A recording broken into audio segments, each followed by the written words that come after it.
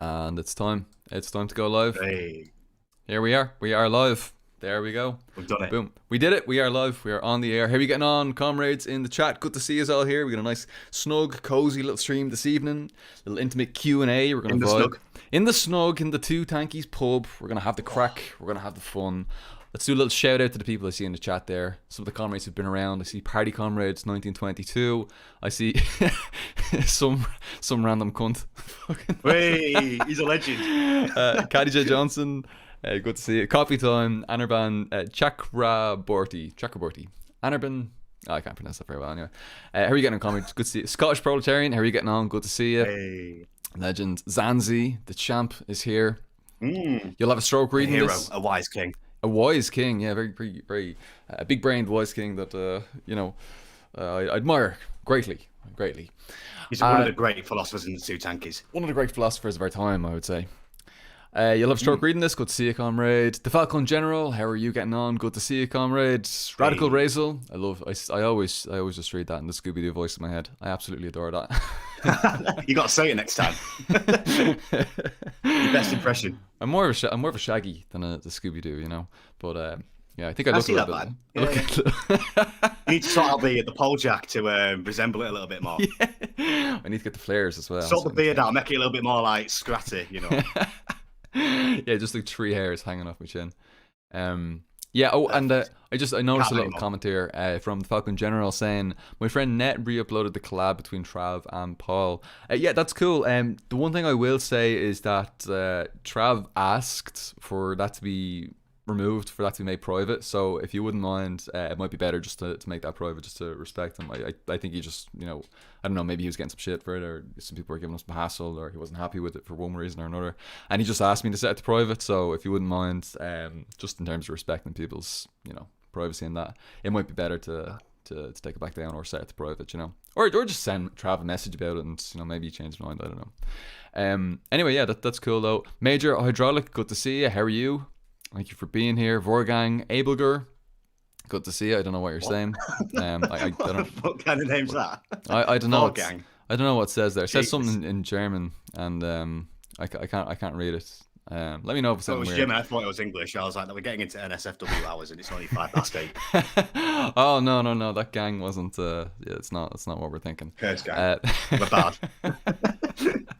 Nathaniel Crawley, here are you getting on? Michael Ross. Who else have we got here? Rock Artist, good to see you. Good to see you that you're here. Liam Williams.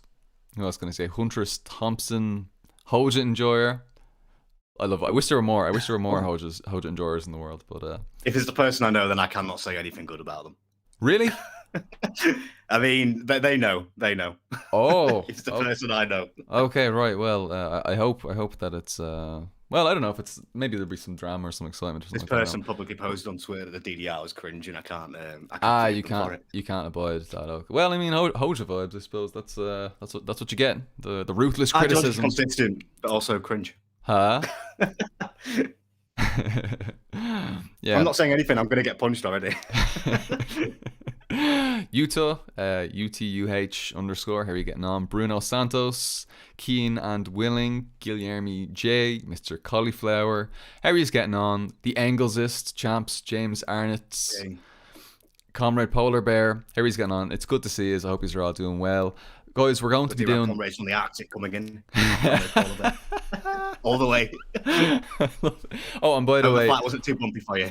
By the way, Hoja Enjoyer actually says, love you too, Swann. So, I don't know, maybe there's... I do love him, really. He knows. I love him. Yeah. Anirban asks, I'd love a conversation on Duce. A lot of males seem to uphold Duce. It's weird. I talked a little bit when the peace report came on the stream. I talked a little bit about Duce and some sort of questions that we'd have with it, and we spoke a little bit about it because, the peace report, he has sort of this Korean heritage, his family are from there and stuff like that. So he's got really interesting and unique insight into it. So yeah, he's probably the best person. Will from the peace report would be a much better person to ask about it, and he probably knows way better than I do. So check out that stream if you're interested in that conversation about the DPRK and the ideology and all that sort of stuff. And yeah, it should be good. Guys, today we're going to be doing Q&As throughout the entire stream. Get your questions in there. Any questions? There are no silly questions here. All questions will be Well, answered. some. Well, there are some silly questions. And we probably won't answer the silly Don't ones. ask me like what colour socks I'm wearing or anything like that, because that's a silly question. Well, you know, we don't have our cameras on. You know, we just have these little images on screen of us now. So you know, who knows if we're even wearing socks? We could be sitting here Anime sockless. hours. That would be scandalous. That's too far, comedy. You wouldn't even know. None of that. Jesus Christ, you can do whenever. Yeah. We only did after 9. Well, you know, I was just saying to Comrade Swann before we went on stream there. I had a bit of a migraine. I had a bit of a migraine earlier on, and I was dreading coming on here thinking about the lights. Do you know? Because whenever I do these streams, I'd usually have like I'd have the camera turned on and I just have lights like blasting in my face. And what a relief! What a relief it is! I can just sit here in the darkness and vibe and have the crack and chill. Saved by the bell. Saved by the bell, yeah. How are you getting on? Dinner with Franklin. Good to see you. Idamar Bledsoe. I probably pronounced that terribly. I apologise for that. Close enough. Be right. Come here to me. Here we are today in the Two Tankies pub with Comrade Socialist Swann, one of my favourite people in the world. Socialist Swann, would you like to introduce yourself? If there's anybody here who doesn't know who Socialist Swann is, look, I'll let you off at this time, but don't let it happen again. That's it. You got a yellow card now. Yellow card. This is your warning. Okay, this is the formal warning. Would you like to introduce yourself? And would you like to maybe introduce the Two Tankies pub? Get us started. The lead in. Yes. So I suppose I'm Socialist Swann, and as Paul said, you should know me. I mean, ideally, it'd be nice, wouldn't it? Really. I'm a Marxist-Leninist YouTuber from Yorkshire, and I do videos about like socialist history. The main kind of current going through it all has been a series called Socialism and the GDR, just looking at different aspects of life there, how society was run, the positives, the negatives, all the like of that. But I also do a lot of other things. My degree is in Irish history, so I've got a few videos about Ireland there, specifically the 19th century. Based. And also a lot of Yorkshire history as well, because obviously I'm very proud of where I come from. You know, no chauvinism, it's based.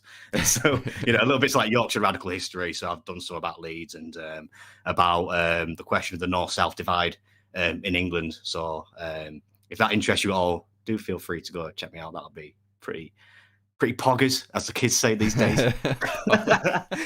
But to set the scene a little bit, of course, you join us tonight in the Two Tankies pub, the pub that travels through space and time to comrades throughout history and the future, and anywhere across the globe where there is good crack and banter amongst revolutionary communists. The Two Tankies was there when the Communist Manifesto was written by Friedrich Engels and Karl Marx. They were there in the pub, writing it away. It was there when the Bolshevik Party was founded by the big man Lenin himself. It was there when Connolly dreamt up the idea of a socialist Republic of Ireland. And it was there when Stalin celebrated securing the epic Victory Royale against Leon Trotsky. So it's been there for some of the greatest moments of working class history.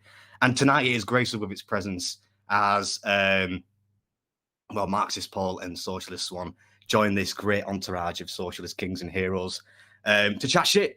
And it's going to be, hopefully, enjoyable for you all. And it's going to compare to those great moments in history. So there we are. Tonight, the pub has landed in rural Yorkshire, amongst the North Yorkshire moors. We're surrounded by sheep. It's a beautiful sight. You look out the window, and you can just see the hills going for miles around. It's absolutely dead gorgeous. So we trundle up towards it. And I don't know if you've had your vaccine yet, Paul. Have you had your vaccine? No, not yet. Ireland's really dragging its heels in the rollout, I'm afraid. I'm sure that could be a conversation for later on, but I've actually had my first one, so I've started to have cans stick to me a little bit now, become a little bit magnetic. I've had this problem where cans of Stella and Guinness just seem to like attract themselves towards me, and I can't shake them off. So I'm trundling towards the pub, and I'm kind of clanking a little bit. There's about like 300 cans are like stuck to my body. Can't help it. It's Bill Gates for you. So we trundle in. Obviously, the fire's roaring, and we see the pictures from those great scenes of times gone by and times yet to come. And we go and we join, and James Connolly's there, obviously, at the bar, because we established that he's the one serving the pints. He owns the joint. So he's already got 2 Guinness lined up for us, and he's got plenty more to come. As how many viewers have we got right now? 67. 69, actually, right now. Very nice. 69 pints just being lined up by James Connolly himself as we take our place in this beautiful bastion of socialist beautifulness. I don't know. I'm running out of words. But anyway, so we sit down in our little snug, looking out over the scenic views of gorgeous Yorkshire, God's own country, and the proud province of East Ireland. And as we crack open our pints, and we toast. Well, Paul's got his water there. He's laying off on this one. He's been mighty hard at the session for the last few weeks. He needs a break every now and then. Been a dry show today. Being devastated, by the way. He's a designated driver. Designated driver. Devastated. It's a long way back to civilization from the North York Moors, so we need someone to do it for us. So cheers. I've got my Stella raised. You've got your water, and we're going to cheers right now. Clink. That's the noise. Cheers, comrades. Have a little sip. It's a fun time, hopefully. Yeah, absolutely, and thank you for that lovely, fantastic introduction. Yeah, hopefully this session will be able to match up to the October Revolution. We've if not beat, if not surpass. Yeah, well, I don't know if we'll surpass it, but hopefully we can live up to it at least. And yeah, we're reaching new higher stages of communism right now. We had a great question from Space Babies a little while ago. Space Babies in the chat, by the way, fucking legend. Space Babies asked, now. Space Babies, what are your thoughts on the world? Oh shit! How long have we got then? Thoughts on the world? It's fucked. It's fucked. Knackered. Absolutely, just absolutely wrecked. Oh, by the way, for people if they do have questions, just type at I was going to say at Paul. At Marxist Paul as it's always been. Always. Always. I don't know any other name that you've had, especially one that lasted only 2 weeks. There has been no other name. It has always been this way. Photoshop moment. The struggle session was victorious, and we now have a new higher stage of the channel. A qualitative leap, but continuity. That's the one. Continuity and rupture, as I say. Yeah, brilliant. Okay, very, very good. I really appreciate that. Okay, class. I think there was there's just been some silly fun questions. The first question there, well, I suppose the one where I'm tagged in is the Engels has asked, what do you think of the movie The Wind That Shakes the Barley? Honestly, I can't remember. It's been so long since I watched it. What's his name? The actor, the Irish guy. He's handsome bastard. Cillian Murphy. Yeah, he's a handsome bastard. Handsome bastard. That's what I think. But it's been a really, really long time since I watched it, so I can't say it right now. I need to check it out again. But there was a more important question. It was like a kill, marry. Yeah. Okay. So. Okay. I think it was kiss, marry, kill, Lenin, Sankara, and Guevara. Isn't that's horrific? Why would someone like? Can you not just marry all three of them? I mean, like, what? Come on. And kiss them many times. And kiss many. Yeah. I don't know about kill. I don't think I could kill any of them. I literally couldn't. None of them are getting killed. They'd kill me. I could try. God, yeah. If we're even discussing this, that we've already been like sent off to like a future list where we just get dispatched to like Siberia 2. Like that's it. We're done. Oh my god. Yeah, no, I can't. I'd have to just marry and kiss all of them at the same time, preferably. I'm going to say, in terms of ignoring their ideas, because obviously all their ideas are incredibly based, Lenin is the least attractive out of the lot. And I don't know if that shapes any of the opinions there. Even when he was young, like he never had any. He's not like young Stalin or anything. No, that's right. No, we got to be. We have bold kings. We've got to be principled communists here. We got to be dialectical. We got to look at all aspects. We attractiveness is peak amongst them. The ruthless criticism of all that exists. The ruthless criticism of all that exists teaches us that, in fact, Che Guevara and Thomas Sankara were the cutest of all three. Cutest, beautiful, hiking cute, gorgeous. My things. Handsome bastards. But Lenin, I'm sorry, you're on the pure attractive, because of course this is not about nice ideas. Cats, this is just aesthetic. He does love cats, yeah, but also nice I think other people like cats. Like I like cats. So yeah, no. Does that put me in the running? Look, give him a bit of a cuddle, I suppose. A little cuddle with Lenin. A little cuddle, yeah. Just rub up against him a bit. Yeah. Lenin was a cat boy. Comfort. Yeah, absolutely. I see, Spooky Scary Socialist. How are you getting on, comrade? Legend. Yeah. Spooky Scary Socialist. How are you getting on? Can't believe you Stalinists like to erase history by photoshopping out everything you dislike. Shaking my head. Well, actually, this is the first time. A Stalinist has ever erased anything from history. Trust me. This is the thing, like, Trust it me, bro. wasn't.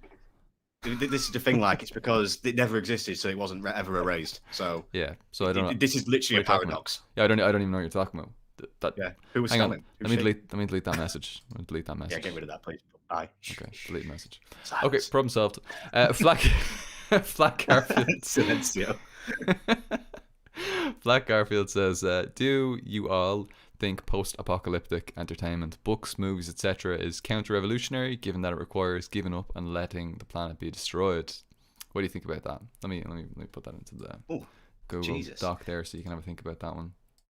It shows what happens if we Hunger if we fail horribly. You know, I guess Socialism or just extinction. don't fuck up.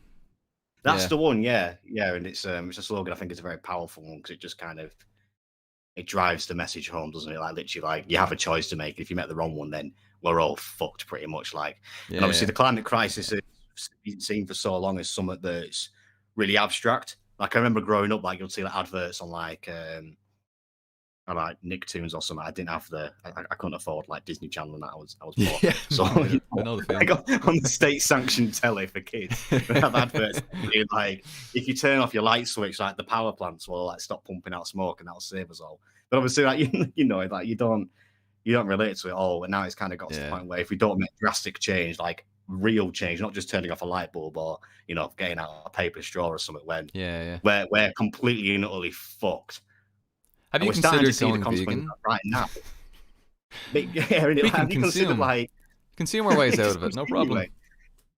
Yeah, exactly. I mean, never mind that a lot of these vegan companies are also owned by people who own meat farms and the like of that, So, yeah, you make your consumer choice, and fair play to people that do it for an environmental reason. Just don't let that be the end of your activism. Like, take the next step to a revolutionary society. I mean, morally speaking, fair enough. And it's not for me, to be honest. I like the meat. I won't lie.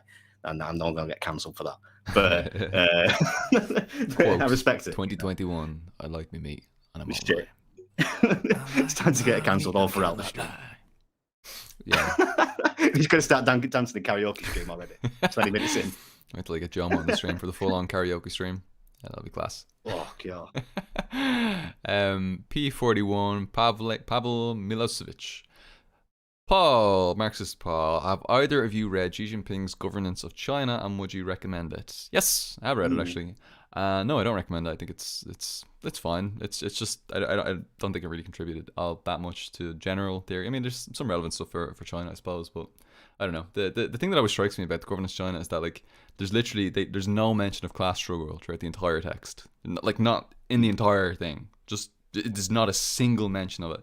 You can look up things like cultural evolution. You can try find that in it, and you'll find one or two footnotes where they sort of say, well, oh, that was a terrible ultra left period, so on and so forth. So yeah, I don't know. There, I know there's some people who say like, oh, Governance China is like the cutting edge of Marxism and all that sort of stuff, but it's for me, I think that rings really hollow. If you understand Marxism as being based on historical materialism, which necessitates class struggle as being the driving force of history. And I just didn't really find a whole lot of that in there. I don't know. I think you've read a little bit of it as well, haven't you? Yeah, I read the first volume of it, and obviously my stance on publicly talking about China, I don't really bother with it just because it's something that I don't know enough about to come out as that, and also come out is the wrong word, isn't it? Really, to publicly say. And yeah, you get in trouble as well for talking about it. People you get a lot of shit for it, so it's like also like needlessly. My opinion's not fully formed. Yeah, people get super intense about it, like. It's very toxic, and it's too toxic for an issue for something that we can't actually change here in Britain or in Ireland. I think that people, because of the way that online discourse is orientated, it's because and like the Twitter kind of culture, you focus on the things that you disagree on much more than the things that unite you. And I think that's why the China question has become so prominent for people in the first world anyway. Well, and just something like we agree on most things, but like on that one, we all beat each other to hell about it, But I guess to come back to the original question, I have read the first volume of it. It was all right. It's written in like a kind of like bureaucratic way. It helped me to understand a little bit more about what the CPC is trying to do. But it doesn't give, again, my opinions aren't fully formed publicly. Not publicly. But there is like there are reasons why, you know, we're talking about like China all the time, you know, Oh, and yeah, yeah. like there is, and I mean like there is a concerted effort from the West to kind of get us to stop talking about U.S. imperialism, you know, like the real enemy, like the real number one enemy of the people of the world, which is Mhm. the U.S. empire. And you know, okay, so even if your position is, and I know there's comrades in chat here who are going to have lots of different opinions on whether or not China's imperialist. Um, but in terms of magnitude, there can be no doubt that U.S. imperialism is hundreds and hundreds of times more brutal Absolutely. and vicious and horrific than China is. You know, and I don't know like where the world's going to be like 50 years from now. Who knows? We're speculating. Might not fucking be But here to relate to the yeah, last question. Like, who knows? But yeah, we've moved to society where we use like teeth as like currency or some shit like that. no hope for Bitcoin. But yeah, no. Sometimes I do think that we get like Dogecoin is the way. Dogecoin in the future. Sometimes I do think we're focusing maybe a little bit too much on this, and it'd be probably more productive if we could just spend our time focusing on other on other things. Yeah, to quote Carl Liebknecht from I think the First World War, he said, the main enemy's at home. Pretty Yeah, much like I mean, fair enough. We can discuss it. I think in Marxist circles yeah, about definitely, China. It's an definitely. interesting like theoretical topic, but in terms of like actual like real life praxis and like public images, we shouldn't be dividing over this so publicly. We can unite on almost everything else as communists. I Mm, think so. It's like there's no point, going on hate. Fucking what's it called? Manhunts and shit like that over China yeah, when no, there's no point. it's just an intellectual talking point for most circumstances anyway. Mm, Yes, there's real issues there, but the yeah. main enemy stands at home. Even if you listen to like comrades like in the Philippines stuff like that, like who would actually have like a much more like valid reason, you know, to maybe oppose Oh yeah, China, you know, like they'd have like reason because I mean like there is, you know, like China like delogging forests and, you know, giving some support to Duterte and stuff like that, you know, they'd have a reason, and even they are like, yeah, okay, what China's doing is kind of shitty, but can we talk about like the most brutal imperialist death machine that has ever existed, which has got all of these fucking military ships. It's like, can we just talk about the US? Because seriously, it's hundreds because that and is bad hundreds of times shit. worse. Like, You know, and it's obviously, this is the whole part of imperialist propaganda right now is to see other countries as that obviously make your countries look great and to drive attention abroad. And obviously, I'm not saying yeah, that people who critique China are doing that.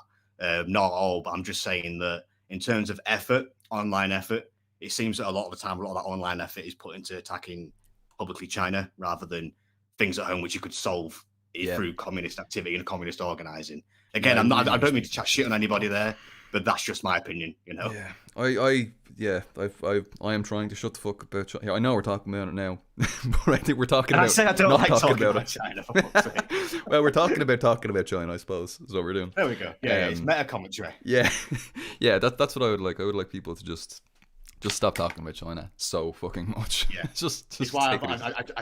I just don't do it anymore. I don't tweet about it. I don't talk about it Yeah, anywhere else yeah, other me than neither. like There's when so I'm much other pissed, stuff when I'm to. like in person.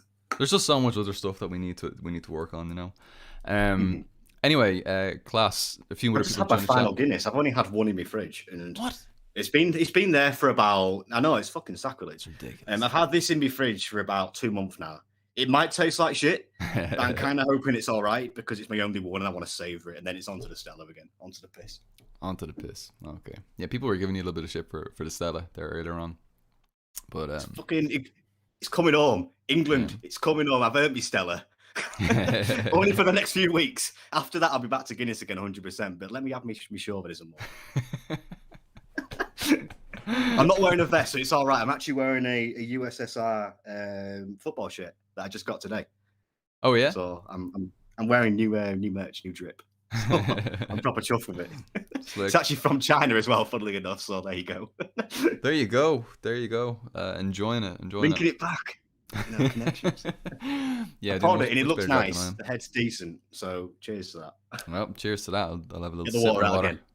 Water out again. Clink, clink. Mm. All right. Okay. Verdict. It tastes like shit. Guinness tasting like shit. I don't know. Guinness is one of those things that it's. I don't know. I love Guinness, but I don't know if it necessarily tastes that good. I don't know why. But it's like it's a weird flavor where you're like, is this good? Is this not? I love it. I love drinking it, but I don't know. Maybe it's just like an association thing. Because what you do is you just don't think about it. You yeah, drink it and you love it. Drink it and right? have the crack. But you're in a position of high privilege there. Best Guinness on the planet here. Because you're in Ireland. Like, I would kill for that. I mean, I wouldn't really. I mean, obviously, I don't in Minecraft. But like, I'm stuck with English Guinness in cans that have been lounging around for ages. So, but even then, like, I mean, I was in the pub the other day, right? And I think we kicked back to about 7 pints of Guinness or something. And the barman comes over and he's like, "How the fuck are you still doing that? Like, are you not sick of it yet? Or like, are you not full of it?" It's like, nope. I could keep on going, son, but it's closing time. So Jesus, time to get the boot. Yeah. Well, I'll fair play. Shop we go. You have to drink twice as much this evening for both of us. And I'm so sorry that I'm not drinking this evening. I feel like such a fucking choice. On it, son. I hope you are. Good man. See, a few more people have jumped in there. Red Feeding Punk, Jessica, Jose Maria. Good to see you. How are you getting on? 3 heroes. Fucking hell. Heroes all around the shop. Good to see you. Welcome to the table. Spooky Scary Socialist. A little wink. Spooky Scary Socialist says, when am I doing the face reveal? Paul, when are you doing your face reveal? This is my face reveal. Can you not see me there? This is me. This is a real picture of what I can confirm. Like. I've actually seen Paul's face if he does look like that. Okay, let's see. A spam email. This person, _spam_email says, Paul, the world historic revolutions in Russia and China were successful in part because of the alliance between the workers and the peasants. Continued, what inter or intra-class alliances do you think are necessary for success in the imperial core and globally? Yeah, well, definitely workers and peasants. It depends. It depends on what kind of revolutionary strategy we're talking about. Are we talking about, moving from semi-feudal and progressing forward from there? Or are we talking about going directly from capitalism to socialism? And different situations are going to require different approaches. It's going to be tricky. Whether or not you're going to need to do like a national democratic revolution, like they need to do like in the Philippines, and then to capitalism or then to socialism afterwards or not, and depending on what stage is the next one ahead of you, you're going to know who your class allies are or subclass allies. I think that if you're talking about the imperial core, me and Will talked a little bit about this, and a couple of other people, we've been sort of tossing us back and forth trying to understand whether or not the national bourgeoisie has any role to play anymore, just in terms of like the international, the global capitalist imperialist system, whether or not there even are necessarily national bourgeoisies in many of these countries who could potentially be aligned for some kind of national liberation movement. We're kind of talking about the general here, but it's really going to need to be, the analysis is going to need to be done on a country by country, state by state kind of basis. You need to do a concrete analysis of concrete conditions, and I can't really give you that here. I'm just kind of talking in broad strokes. But yeah, I think that in general, probably the highest, if you want to say highest class that we could probably ally ourselves with would be the petty bourgeoisie. And then the proletariat. Even the progressive elements of it, the progressive, the left, the lower petty bourgeoisie, what some people might call like the semi-proletariats. And yeah, peasants where they exist, of course, in that kind of condition, you're probably talking about doing like a new democratic style revolution. So yeah, that's definitely. But I mean, if you're talking imperial core, there probably aren't that many places in the imperialist core where you're going to find that many peasants. But yeah, of course, and again, the same thing I would say in terms of like how you approach like the peasantry and that as well. Like the lower peasantry are definitely allies and comrades. But the high peasantry and the higher sections of petty bourgeoisie as well generally will not ally themselves with the revolutionary movements. So yeah, I think there's a good. Sorry, I cut you off. No, it's okay. I was just going to wrap up and say that basically the proletariat is pretty much the revolutionary subject at this stage, especially in imperialist core countries. I know if you want to talk about like intra-class alliances, like if you want to talk about sort of subgroups within the proletariat, again, that's going to be on a case-by-case kind of basis. Whether or not the labor aristocracy, for example, is potentially revolutionary, or whether or not like lumpen proletariat, what's called lumpen proletariat elements, whether they have a revolutionary potential in your particular situation and environment. Again, case by case. On a case by case basis, you're going to need to figure that out and work that out really concretely according to your particular conditions, and this is it, because it's always like in terms of like establishing some kind of knowledge, it's always particular to general and back to particular. All we can do is give you the general here. I could talk to you a little bit about Ireland, but I'm not 100% sure where you are. Anyway, sorry, I didn't mean to cut you off there, Comrade Swann. I cut you off. No, that was my fault. I claim full responsibility. No, yeah, I was just going to say there's a really good speech on YouTube by Lenin actually, who talks about the middle peasantry. If you want to, look at the class character of peasants and how they relate to socialist revolution. That's it's only about 2 or 3 minutes long as well, so that's really good to watch. Quickly, in terms of Britain, obviously, it should be the workers' revolution. It absolutely has to be the workers' revolution because of our role as an imperialist power, and largely the bourgeoisie. There is no progressive bourgeoisie when it comes to imperialist powers, and we should all know that. Yeah, exactly. Something that the Communist Party of Britain has actually been putting forward quite well, I think, recently through public meetings, has been a program they're calling Unemployment Fight Back, and it's been a long tradition by British communists from like the 1930s to mobilize the unemployed as the people who have been like the most repressed by imperialist capitalism in the imperial core, and we're trying to like revive that kind of that organizing amongst the unemployed and amongst communities, especially in the north as well, who have, if you've seen my video about the north-south divide, you'll know that the north has been pretty fucked over. Obviously it does still benefit from imperialism, and I absolutely got to say that we're not like a colony or anything like that, and people who try to draw that comparison are stupid and are probably insulting at worst, and it's awful, I think, drawing that kind of comparison. But yeah, I think that mobilizing the employed is going to be a massive part of spurring on revolution in the imperial core, just because a lot of them are written off by the left from the 1960s, which tend to become much more academic in a way. It's become more kind of, what people say, ivory tower, this kind of thing. And that's been the trend from the 1960s. We're trying to revive working class communism, not just confine it to university campuses or, what can be perceived as I didn't want to say it, but yeah, trots. Absolutely 110% trots. Actually bringing communism back to communities. And I think that is the most effective way for us to organize. Yeah, hard agree. Yeah, you definitely need to get out there into the actual working class communities and stop sort of. Well, I also will say though, in terms of like the university thing, I'm not 100% sure. I think that universities is quite expensive in the UK. It kind of it depends on where you are. Like if you're somewhere where universities are free and normal working class people do have access to them, and they do they grants, like for example here, like in Ireland, like in Dublin. You can just get a grant from like your local council to pay for it and stuff like that. So yeah, I mean there are some. I wouldn't just write off like all university students as being. No, I'm not saying that. Well. Although in some places and in some situations that might be the case.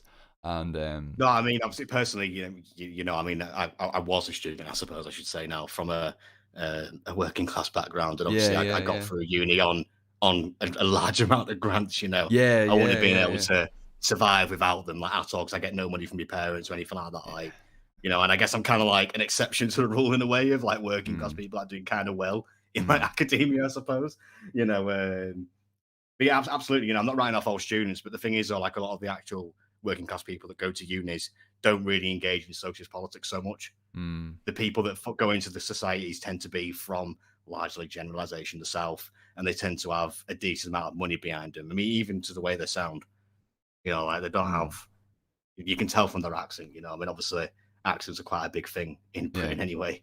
I'm not writing off students as a whole. I'm just saying be wary of building your organization around students, because that was a tactic the left did in the 1960s, and it fucked them over massively. Yeah, when it comes to like May 1968. Yeah. It's actually it is one of the things that you'll notice it a lot, like in a lot of political discourse does tend to be quite geared towards kind of middle class intellectual types, and like we're not immune from that here on left wing YouTube as well. Like you see a lot of it is video essays, I don't know about this or about that, but really trying to tap into that particular base. And I think we need to do like a little bit more of a critical study and understand who we're reaching, why we're reaching out to these people. Should we be appealing to different people? Are there other better ways of reaching them? There's a lot of questions I think that we need to be asking about what it is that we're doing here in our organizing, and to be a lot more critical about how we're organizing as well. And these kinds of questions need to be happening like in real life, like with real organizations, and saying like, well, like what the fuck's the point of of going out? No, that's absolutely right. Like what's the fucking Yeah. point of just going out into this fucking like university, this like ultra rich like university, and handing out all these little flyers and that, and maybe it is useful in certain circumstances, maybe it's not in others, and I think that we need to be really a lot more careful and with our time and our energy, because you can spend your entire life handing out flyers in fucking universities. You can spend your That's your what life. fucked me up politically. Like when it's why I left Trotskyism entirely. I mean, it wasn't because of, obviously, the theory came later, but like it was just the initial kind of, I am burnt out from standing outside a library, giving flyers to people who do not give a shit, or if they do give a shit, they're not working class. They're not people who are going to continue the struggle after they leave uni. They're probably going to get a cushy job and be right. You know what I mean? Like it's demoralizing for the amount of work that you put in, and the results you get out of it is nothing. You get no close to revolution, you get no close to even building any kind of working class power in your area, or even alleviating the suffering that happens under capitalism. You just change a few people's mind for a few years, and they go out into the real world, get a job by their dad or something, and then that's it. They're set back on the path of being a shit again. Yeah. We're getting really serious. Fucking hell. Yeah, no, it's okay. It's okay. We'll pull it back. We'll pull it back. It'll be all It's right. important shit. It's important shit. You keep telling yourself that. Shit. Everybody needs to shit sometimes. Actually, related to that, we just got a question a second ago from Rock Artist. Here you come, good to see you. Paul, how to convince liberal leftists best, people who take a more idealist liberal approach to leftism, sometimes with a focus on individualism and morals and morality and all that sort of stuff. This is an interesting question. How to approach like liberal leftists without kind of pandering, without just like pandering to them, and because it can be quite tempting to just sort of to play on their field and say, well, look, socialism's so much more morally sound than capitalism. Capitalism's immoral, and there can be some mobilizing potential there.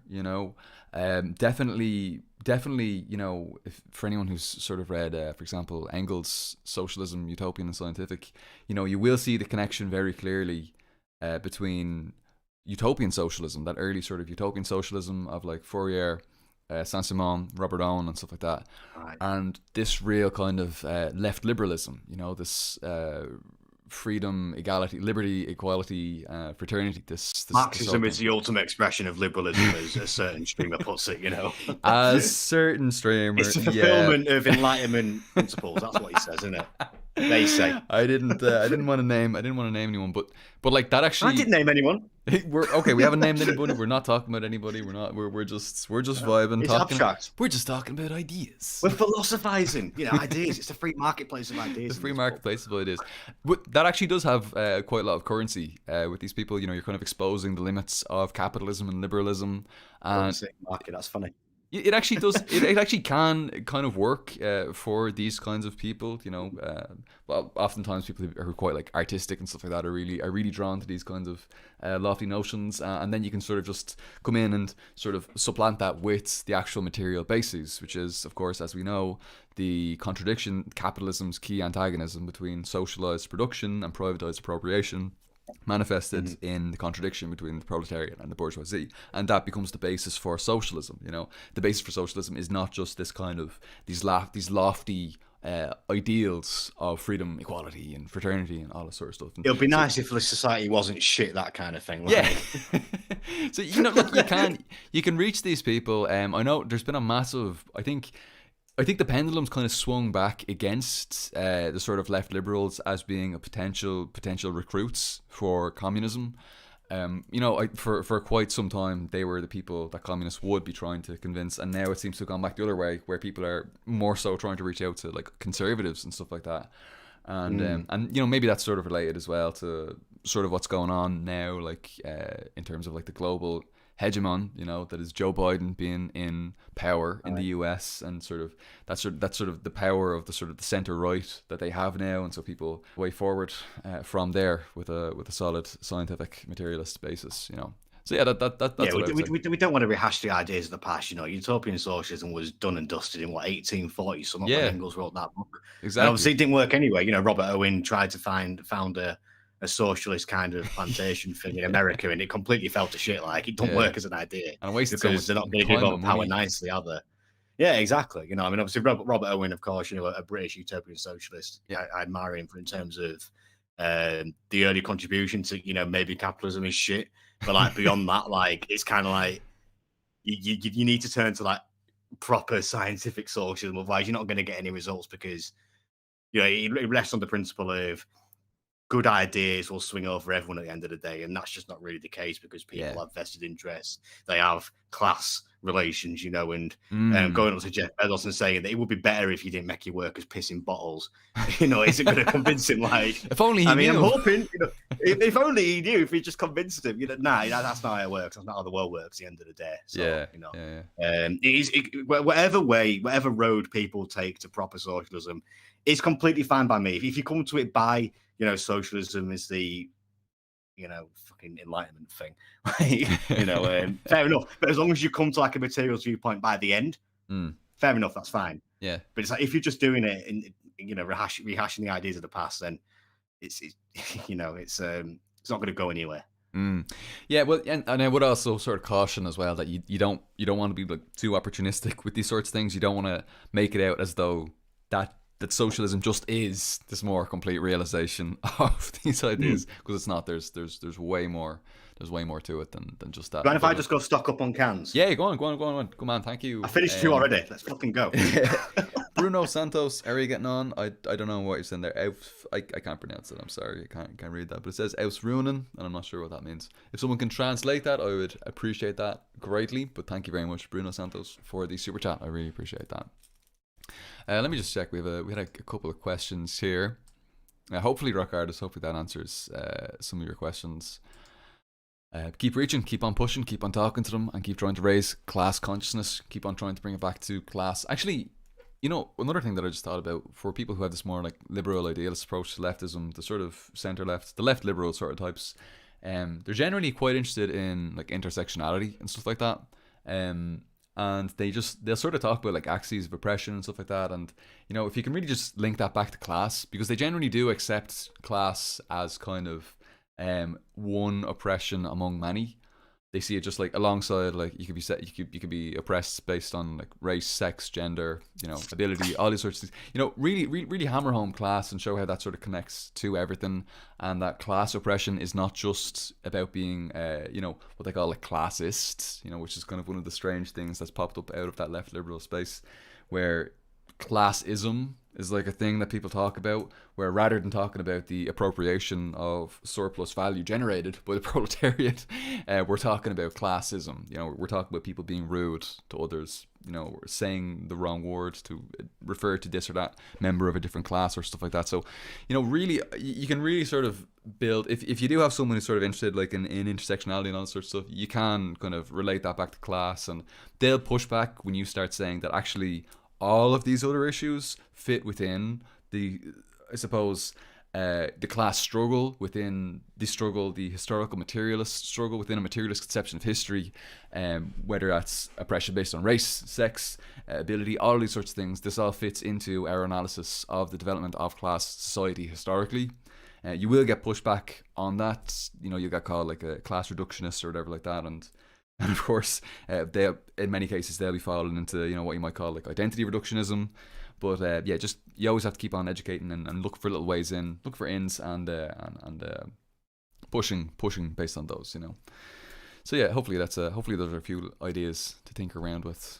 You do see a lot of there's been a lot of shit on Twitter recently. Obviously Twitter don't reflect out, but people talking about classism and stuff. I've seen, obviously, because the Euros are on. You see a lot of shit about, working class people are too rowdy and all this kind of thing, and why they're getting so hot and bothered about football and that. And it's just like, it's like, And they started to go into like shit like, oh, they're beasts and all this kind of thing. Like, it's really weird how like more like bougie people will, like, as soon as they start talking about like working class people they find annoying, like start going down like eugenicist shit. Yeah, Jesus Like, you know, Christ. it's so weird, you know. You hear a lot of it, like, oh, they're absolute brutes, they're beasts, all this Yeah. kind of thing. Yeah. Whereas, like, you know, if like a more bougie person was annoying, it's, oh, you should say it's a bit of a twat or something like that. Yeah. It's called him a posh You prick, know? man. That's it. Like, exactly, yeah. So it's like, and then you have, you know, this whole thing about, oh, if you wear tracksuits, you know, you must be like a homophobe or some shit like that. And it's like, Yeah, that's real scummy. I fucking hate when people say that shit.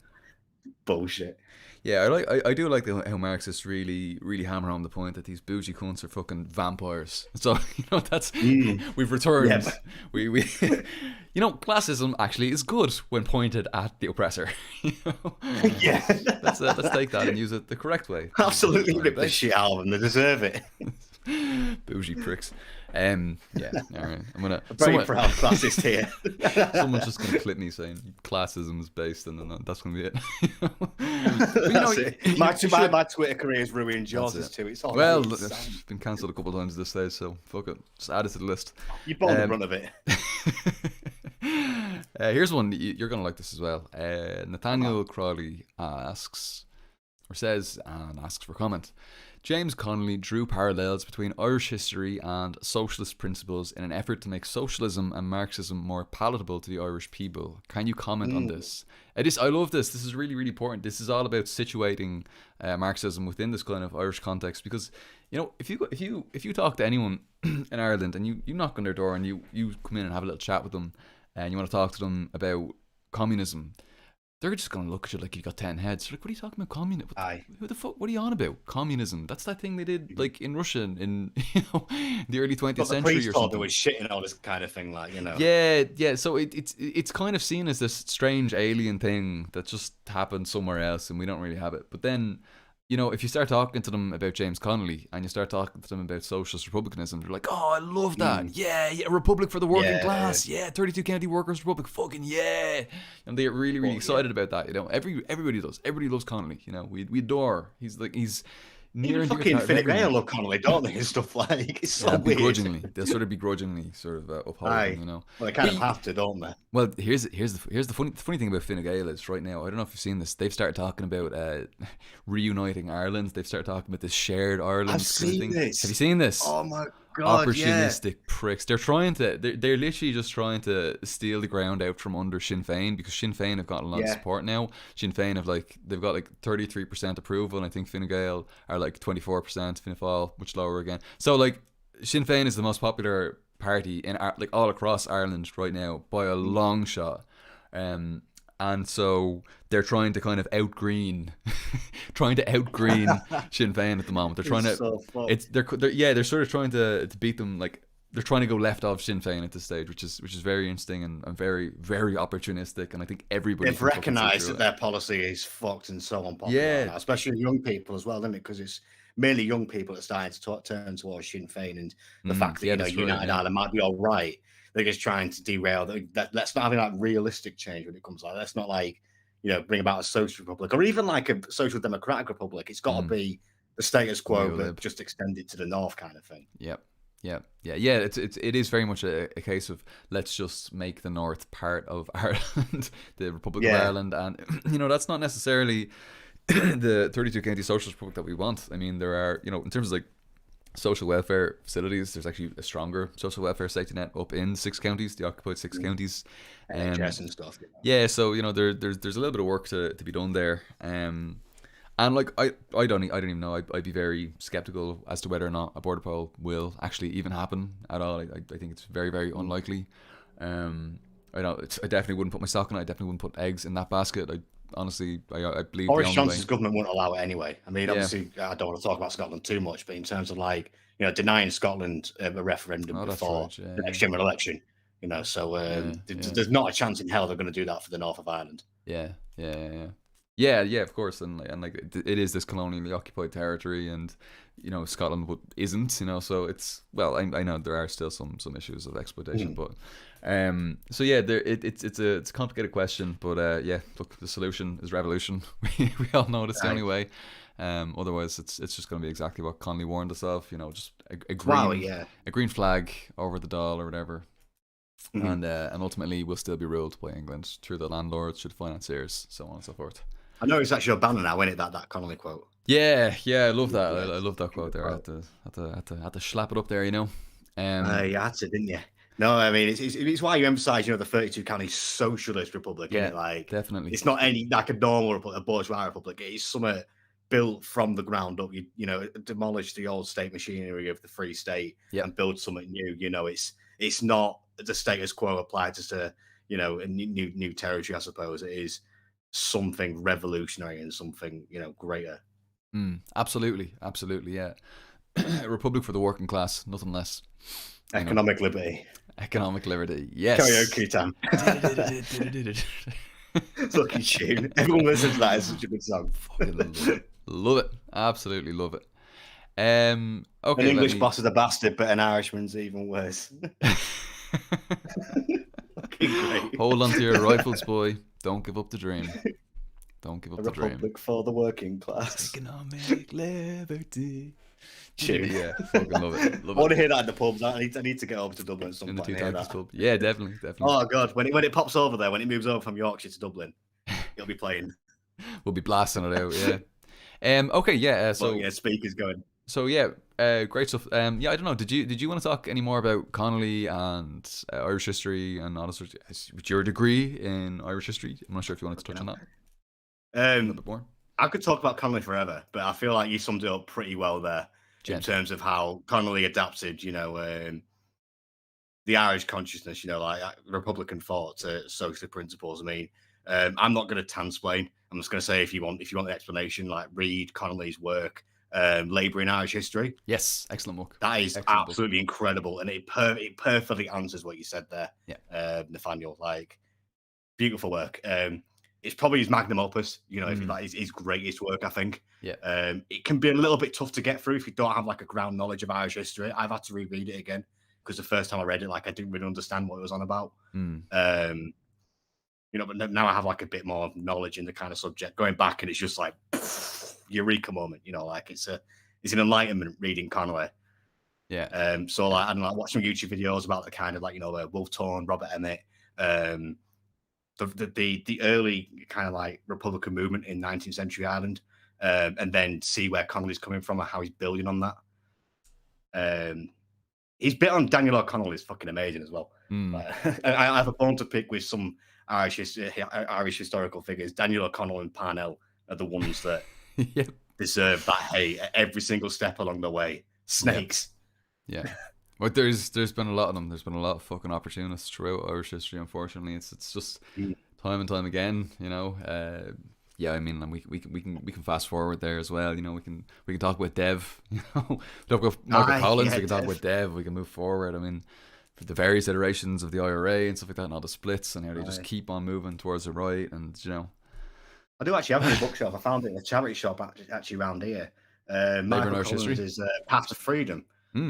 Which was I picked it up because I want to read it. I mean, obviously, Collins dickhead, but I just want to read it and see what it was on about and stuff. I mean, it's not a fucking scratch towards Connolly, obviously, but yeah, I mean, you can see the opportunities of reeking through Michael Collins. To be honest with you, yeah. But obviously, he's such a cult figure as well, especially in the Free State. He's the one that kind of cemented it. Yeah.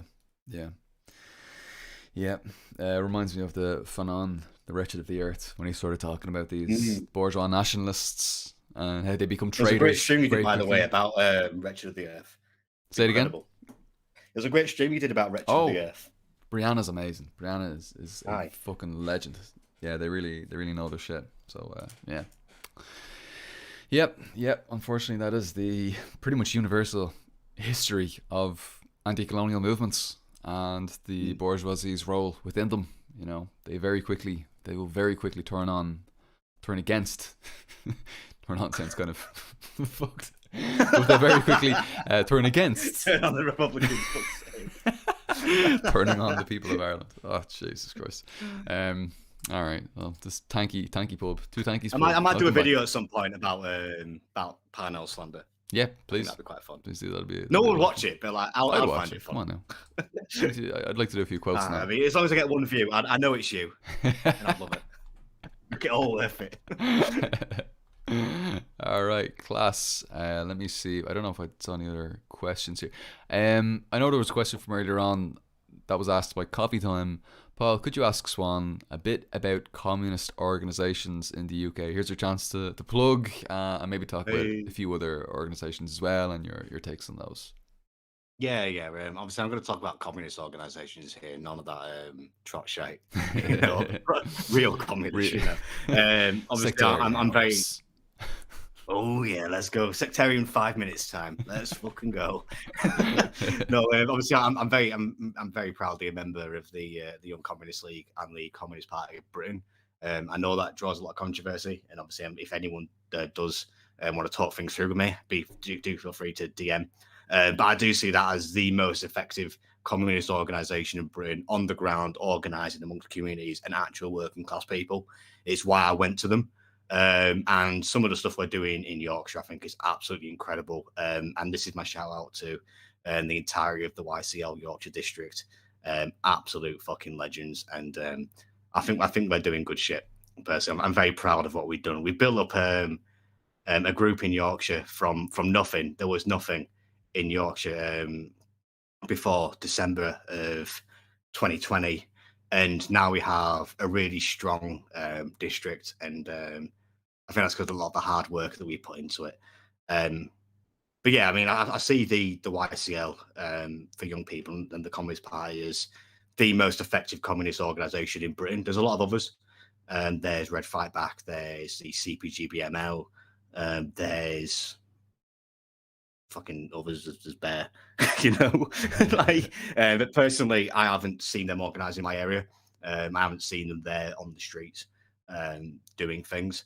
And I don't mean to be sectarian. I know people in Red Fight Back and the Revolutionary Communist Group as well. I know people in there, and they're all sound people. I just haven't seen them organising. And what matters to me is not the I guess the kind of I conform to this party program the most.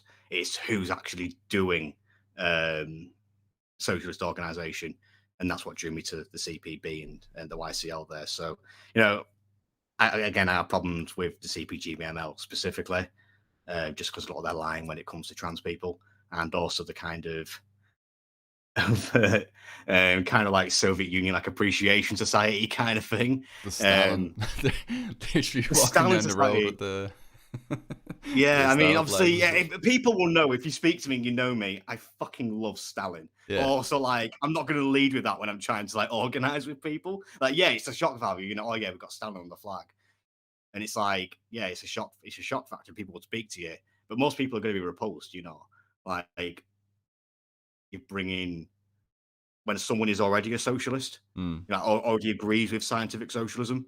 So it's kind of like, yeah, I did a little joke in my last video, called him Joey Steele rather than Joseph Stalin, And I noticed you did it in your one as well. You just said Marx in a national question. You didn't say the author. Yeah, I mentioned at the end. At the end, I was like, "Yeah, this is Marx, Lenin, Stalin." I sort of said that at the end, but yeah, you kind of people will get a little bit scared. Yeah, they'll get kind of scared. It's just one of those sorts of things that you need to warm people up to. Yeah, especially in the imperialist core. When I was first organising as as a quote unquote socialist, in a trot group, and it's like someone mentioned Stalin, I was like, I completely disavow that. He was a monster, all this kind of thing. 20 million dead, all this kind of shit. But like, that's how people come to the left. We've got to remember that people aren't born Marxist Leninists or Marxist Leninist Maoists. People have to warm to that. And again, that's because of the education system we have, and it's completely fucked. I could talk about some shit that's happened in Britain recently. Like, fucking hell, balls me head. Like, oh yeah, there's a song that's just come out, right, and they want every single kid to sing it on the 25th of June, and it goes like "Strong Britain, Great Nation." That's that's a verse, and they just say that 5 times in this song, and it's just like, oh my fucking god! Wait, are these communists? It's cult shit. No, this is in British schools. Oh, okay, grand. It's just some indoctrination stuff. It's bullshit, So it's Britain really in for a good time, like. Red Feeding Punk comes in and says, Red Fightback seems promising. I know some of them in the Northeast. The CPGBML are a joke. I was involved with the RCG and they're pretty crap too. Cultish. So yeah, I think I think that's largely fair. And my problem with Red Fightback is they're really sectarian towards the CPB. Really? Like a lot of stuff they put out is just like shitting on the CPB rather than like working with us. So it's like, I mean, again, I don't know any of them in Yorkshire, so I can't organise with them on the ground. All I see is what they put out on social media. Absolutely be willing to work with them. It's just lay off the shit talking, because I don't like chatting shit about organisations that are broadly committed to Marxism and Leninism. I don't think it's productive in any way, shape, or form. So what I said earlier, is kind of taking a pinch of salt, I suppose. But I don't want that to be at the front of my group. We should be building unified working class power. You know what I mean? Rather than dividing against what I said earlier. This kind of Twitter culture of picking out differences and antagonizing each other rather than working together. And I think that if Red Fightback is decent, fair enough. Just stop chatting shit so much, I suppose. Yeah, but definitely speak to social us, media isn't. Social media is a totally inappropriate outlet for airing legitimate criticisms, and if there are legitimate criticisms, then write up a polemic. If you need to write a letter to them, and if you want to publish that, if you want to do it, then okay, fine. Sometimes you need to actually call out, this or that disagreement, whatever it might be. But tweeting out about it's not fucking just doing a little tweet talking shit and stuff. It makes you look like a prat, to be honest. It makes you look like a dick. It absolutely does. There's no need for it. Yeah. It looks unprofessional as well. It really does. If you're devoting a lot of your time towards attacking other people who are organising, it doesn't look good. Oh, by the way, I haven't seen this sectarian tax from Rep. So I don't actually. I'm just talking in general. I don't know. I don't mean to say that that's what they're doing. I don't know. So this is just my personal experience as well. So obviously there are things there that are good. This is just what I've seen personally. And I can only reflect on my own personal experience there. So, boom, there it is. The disclaimer. Okay, thank you very much. And Red Feeding Pug follows up with, I know a few folks in Red Fightback. To be fair, up this way, the CPB have a lot of trot types in, and really, this is what the comrade's saying, and can be sectarian. But I was Swann means, not 100% sure what I meant there, but yeah. Anyway, that's the comment from the comrade. Oh, I see the partisan has joined and is leaving. How are you getting on? You're going on, comrade. Good to see you. Yeah, bye then. That's what last. You know that Simpsons meme where Grandpa Simpson walks in, walks out again, he gets his hat and he goes like that. Yeah, that's funny. What? Okay, yeah. So there's a question here. Probably gonna be kind of question all the time. Yeah, the Scottish and Welsh separatism. New Saviours at Marxist Paul, what is your opinion on Scottish and Welsh separatism? I 100% support them. That's my personal opinion. Just speaking in a totally personal capacity, I 100% support them. And I support anything that actually contributes to the destruction of the United Kingdom. 100% support to the destruction of British imperialism. And yeah, definitely, that is my position. I'm not sure if you want. I know you have to put forward a particular line. As an elected representative of the Young Communist League, I've got to say that obviously we support a united struggle of the wider British working class towards creating a socialist Britain, and there we go. I could see you reading off the script there. I've got it in my hand. I have been informed to say that. Sorry, I don't mean to be. I don't want to get you in trouble. I don't want to get you in any trouble. No, that's it. I've got the YCL and KVD standing outside my door now. Oh yeah, that's funny. Let me see here. The check is, why is CPGB-ML considered an anti-revisionist party when they think modern China is socialist? I don't know. They say a lot of stuff. It's weird. There's a lot of talk about China in the chat. A lot of people are going on mad ones about China. Stop it. Stop. Just take it easy. It's time to stop. There are so many resources. There's so much stuff out there dealing with the question of whether or not educate yourself, but just no. It's. I've got a whole stream. On it, and there's like a whole reading list there. If you want the other side, I'm sure you can go check out Bay Area 415's channel. I know he's released it. I haven't checked it out, but I know he's released a video on it. So just go ahead and check it out. Read both sides. Create your own opinion. Yeah, definitely do a study. We're in the pub, lads. We're not arguing. We're not dividing. We're in the pub. We're chilling. We're having pints. We're chilling. We're relaxing. Jesus, lads. I had Red Pinion Punk has come back in again, or super chat there. Yeah, the local bigwig in CPP in Newcastle is pretty snug with the Labour Party. Bloke called Martin Levy seems very trot. I was trying to say, excuse me, I know what Swann means about sectarianism, etc. No good. Okay, gotcha. Okay, fair enough. Yeah, okay. Yeah, I mean, obviously the CPP is fairly close to Labour in terms of, it was I've got to say, like before Keir Starmer came in, because Labour was, where most working class people tend to start becoming politically conscious, and also Corbyn was leading like quite a progressive kind of program at that time.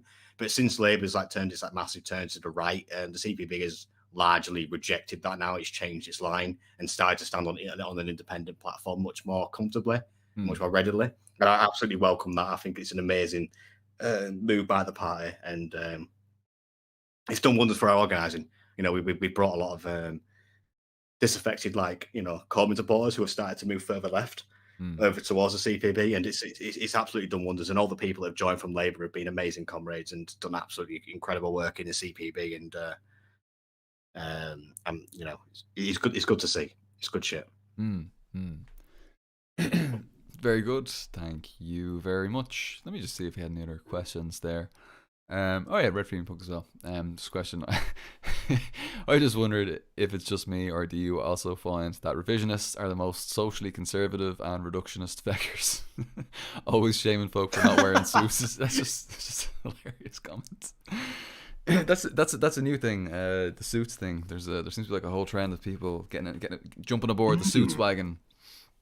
I reject this capitalist fashion style. I'm not wearing a suit. Fuck that. No, mate, I went to a sixth form, right? And the uniform, most sixth forms you can wear whatever you want, but this sixth form was like, you're wearing a suit. This kind of thing. So I've done my suit wearing time. I've done it, and now it's like I'm embracing the fucking tracksuit. Back to the trackies. That's it. Back to trackies now. Simple as. The kind of education system in Britain is kind of like, if you want to succeed, you kind of got to abandon that much more working class roots. I've kind of taken the other path of me embracing it. Fuck that. And me, So yeah. I mean, yes. There's pictures of me from fucking 2017 where I am fully wearing a suit and shit, and it's fucking embarrassing. And I'm glad to have returned to the glorious path of the tracksuit and Adidas gang. Yeah, no, I definitely would be a lot more pro tracksuit than I would be pro suit. And I mean, that just reflects my experience that the people I meet around my area wear tracksuits. They relax. They are often the nicest people I've ever fucking met. Meanwhile, the people in the suits are fucking destroying the planet. So fuck that. Fuck yes. I'm not. Could you imagine, right? So obviously, you're we know where you live, and obviously where I'm living as well. Could you imagine going into community and doing a stall, like a food drive or something, and you're there wearing your fucking suit, top buttons done up and everything, tie, I think you're fucking you'd get called a twat, yeah. And you would deserve it. Yeah, you would. You'd absolutely deserve it. Yeah. This is called to do a little optics. What's interesting as well. This phenomenon of the socially conservative communist. I think it's strange that this question has sort of seeped into communist spaces. That there is a binary between the socially conservative and the socially liberal within communist space. For me, that just sounds really fucking ridiculous. That seems like we're playing by the rules of the right rather than committing entirely and completely to scientific socialist analysis. That is to say, there's a correct position and an incorrect position. It's not just about like your values and your morals and all sorts of thing. It's not just about this subjectivist position based on social conservatism or social liberalism or something like that. Like, we reject that. We're not social liberals. We're not social conservatives. We're communists. You know, everything all the positions that we come to are based on scientific socialist analysis, on materialist analysis, a dialectical materialist, not a mechanical materialist, a dialectical materialist analysis, you know. So I think it's kind of strange when you have people sort of presenting this now, and again, this kind of harkens back to what we were talking about like earlier on, about communists being very socially conservative and that being like okay, and that it's like, well, no, it's not okay. That it's not in line with the developments of scientific socialism historically. You know, it's not okay to be fucking anti-feminists, you know, and to not support women's emancipation. You know, it's not okay to be transphobic. You know, that's not okay. That's diametrically opposed to the developments of dialectical materialist analysis. These things, these are not up for debate. You know. So it's kind of it's strange that people are sort of superimposing social conservatism and social liberalism onto communism. We shouldn't be. Like, we are committed to the ruthless criticism of all that exists using a dialectical materialist analysis. You know. So I don't know why. I don't know if you had any thoughts on that, but it is a strange thing. Absolutely could not have said it better myself. Well done. Fucking round of applause for that. Like, thank you. Appreciate you know what I mean? It's like these people who like, you know, do. Because there is a thing, like, oh yeah, you know, we've got to buy into this kind of chauvinistic attitudes to win over working class people. Yeah. It's like you're buying into what the media says what working class people are, you know, especially in Britain anyway. You know, the BBC says, oh yeah, the people that voted Brexit are all the white working class. You know, fucking that's what they say. That's the buzzword. Yeah. Oh yeah, they all hate gay people. They're all transphobic. They all love Britain. We've got to fly the flag. All this kind of shit. And it's just like, you speak to people on the ground, people don't believe that. It's a massive fucking stereotype, you know. It's the kind of like the North FC memes that you've seen, like, you know, fucking, you know, fat lad, he's bald, he's a bit of a gammon, he's got his football shirt on and everything. Yeah. It's like, you know, like he goes out and commits a hate crime if England loses or something like. That is a stereotype. It's so fucking and it ridiculous. don't fucking exist outside of Reddit or like, you know, like, you know, people like that do exist, but they're usually the fucking fascists or something. They're not friends. Yeah. You know, like, ordinary working class people, if you do actually go out and speak to them, won't believe this shit, and you're pandering to the right on this. Like, exactly. If you're like, oh yeah, we've got to give up our communism to conform to people. No, you stand true to your principles, right? When it comes to social questions, absolutely as well. Like, you know, when you're bringing people towards like communism, yeah, you know, you start off small and build big, you know, but like, don't compromise on people's fucking human rights, you know. Well, this is the fucking thing, because it seems like a lot of people nowadays are very fucking, they're all too willing to just throw, especially trans comrades, under the bus. Just throw them, well, you know, I want to win over support, and I perceive, I assume, like, you just fucking don't. Don't be a piece of shit. Don't fucking sacrifice that. If you do that, you're an opportunist. You're a tailist. You are not a communist if that's what you're doing. The Marxist insults, like, we like that. Instead of calling someone twat or like a prick or something. I'm an opportunist and a tailist. We've got opportunists, not tailors. There we go. I like that. We got to have sophisticated philosophy in this pub. You know, it is tailism. It is. It's lagging like a tail behind the most progressive elements of the masses. It's literally harnessing the most reactionary elements of these reactionary ideologies which have been foisted upon the working class by the bourgeoisie. You know, this idea, like, it comes from people who aren't from these communities though as well. All the time you speak to them, they're not from these communities. Yeah. They're not engaged in that shit. You know what I mean? Who's your man? Tommy Robinson. Tommy Robinson is fucking landlord. He's a fucking landlord. He is. He's a rich landlord, right? And he goes all off the money he got from his donations. He bought a massive fucking ass, and he's called Stephen Yaxley Lennon. Don't call him Tommy Robinson. Oh, really? Stephen Yaxley Lennon is his name. Yeah, he changed his name to sound more working class. You know what I mean? Okay, right. Yeah. So no, he's coming to Yorkshire on Saturday and was fucking sorting him out. I'm telling you now. Fucking scumbag. Yeah. Fucking monster. Give him a smack for me, will you? I mean, I'll give him an extra few smacks just for you. I appreciate that. Yeah, I can't drown my sorrows for not being able to smack him in the pub with my sobriety tonight. But could you imagine? I'll sleep well. How many views we got? At the moment, we have 83 concurrent viewers. 83 people, right? He walks into the two Tankies, right? New story moment. He wanders in. 87 Like, he smacks don't know now. where the fuck he is. He didn't see the sign. And like you know, like you know, like a Western. You know, in a Western, he opens the saloon doors and everyone fucking turns around and stares at him. And it's just like, we'll both stand up slowly and like slowly grab our fucking glasses. And you know what happens from there?